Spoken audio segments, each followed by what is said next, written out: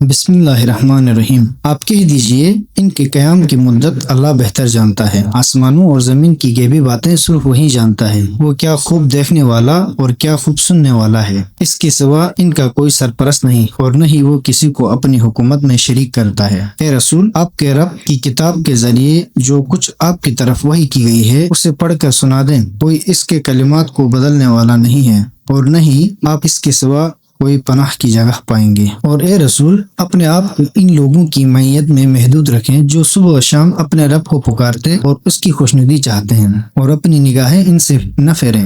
کیا آپ دنیاوی زندگی کی آرائش کے خواہشمند ہیں اور آپ اس شخص کی اطاعت نہ کریں جس کے دل کو ہم نے اپنے ذکر سے غافل کر دیا ہے اور جو اپنی خواہشات کی پیروی کرتا ہے اور اس کا معاملہ حد سے گزرا ہوا ہے۔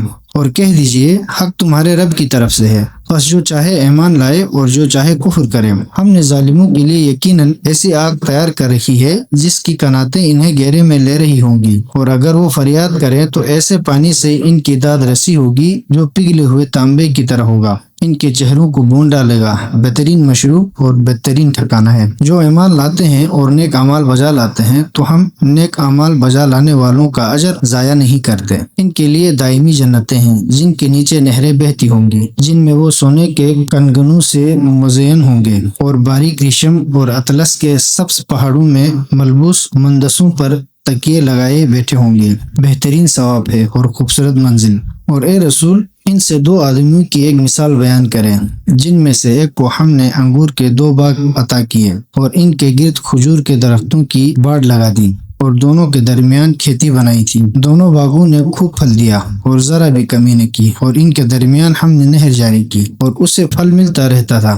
بس باتیں کرتے ہوئے اس نے اپنے ساتھی سے کہا، میں تم سے زیادہ مالدار ہوں اور افرادی قوت میں بھی زیادہ معزز ہوں۔ اور وہ اپنے نفس پر ظلم کرتا ہوا اپنے باغ میں داخل ہوا۔ کہنے لگا، میں نہیں سمجھتا کہ یہ باغ کبھی فنا ہو جائے گا اور میں خیال نہیں کرتا کہ قیامت آنے والی ہے، اور اگر مجھے میرے رب کے حضور پلٹا دیا گیا تو میں ضرور اس سے بھی اچھی جگہ پاؤں گا۔ اس سے گفتگو کرتے ہوئے اس کے ساتھی نے کہا، کیا تو اس اللہ کا انکار کرتا ہے جس نے تجھے مٹی سے پھر نطفے سے پیدا کیا، پھر تجھے ایک معتدل مرد بنایا؟ لیکن میرا رب تو اللہ ہی ہے اور میں اپنے رب کے ساتھ کسی کو شریک نہیں ٹھہراتا۔ اور جب تو اپنے باغ میں داخل ہوا تو کیوں نہیں کہا، ماشاء اللہ لا حول ولا قوت الا باللہ؟ ہوتا وہی ہے جو اللہ کو منظور ہے۔ طاقت کا سرچشمہ صرف اللہ ہے۔ اگر تو مجھے مال اور اولاد میں اپنے سے کمتر سمجھتا ہے تو بعید نہیں کہ میرا رب مجھے تیرے باغ سے بہتر عنایت فرمائے اور تیرے باغ پر آسمان سے آفت بھیج دے اور وہ صاف میدان بن جائے، یا اس کا پانی نیچے اتر جائے، پھر تو اسے طلب بھی نہ کر سکے۔ چنانچہ اس کے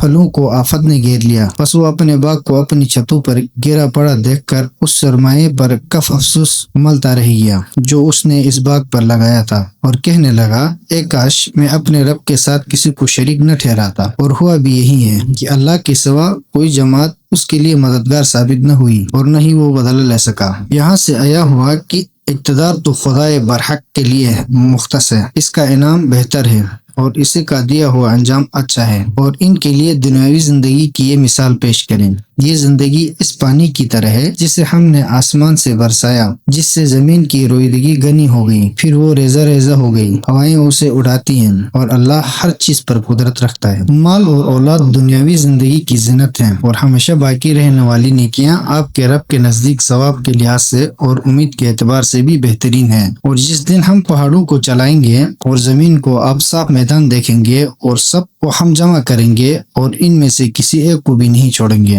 اور وہ صف در صف تیرے رب کے حضور پیش کیے جائیں گے، تو اللہ تعالیٰ ان سے فرمائے گا، تم اسی طرح ہمارے پاس آ گئے ہو جیسا ہم نے پہلی بار تمہیں خلق کیا تھا، بلکہ تمہیں تو گمان تھا کہ ہم نے تمہارے لیے وعدے کا کوئی وقت مقرر نہیں کیا ہے، اور نام اعمال سامنے رکھ دیا جائے گا۔ اس وقت آپ دیکھیں گے کہ مجرمین اس کے مندرجات کو دیکھ کر ڈر رہے ہیں اور یہ کہہ رہے ہیں، ہائے ہماری رسوائی، یہ کیسا نام اعمال ہے۔ اس نے کسی چھوٹی اور بڑی بات کو نہیں چھوڑا بلکہ سب کو درج کر لیا ہے، اور جو کچھ انہوں نے کیا تھا وہ ان سب کو حاضر پائیں گے، اور آپ کا رب تو کسی پر ظلم نہیں کرتا۔ اور یہ بات بھی یاد کریں، جب ہم نے فرشتوں سے کہا آدم کو سجدہ کرو تو سب نے سجدہ کیا سوائے ابلیس کے، وہ جنات میں سے تھا، بس وہ اپنے رب کی اطاعت سے خارج ہو گیا۔ تو کیا تم لوگ میرے سوا اسے اور اس کی نسل کو اپنا سرپرست بناؤ گے، حالانکہ وہ تمہارے دشمن ہیں؟ یہ ظالموں کے لیے برا بدلہ ہے۔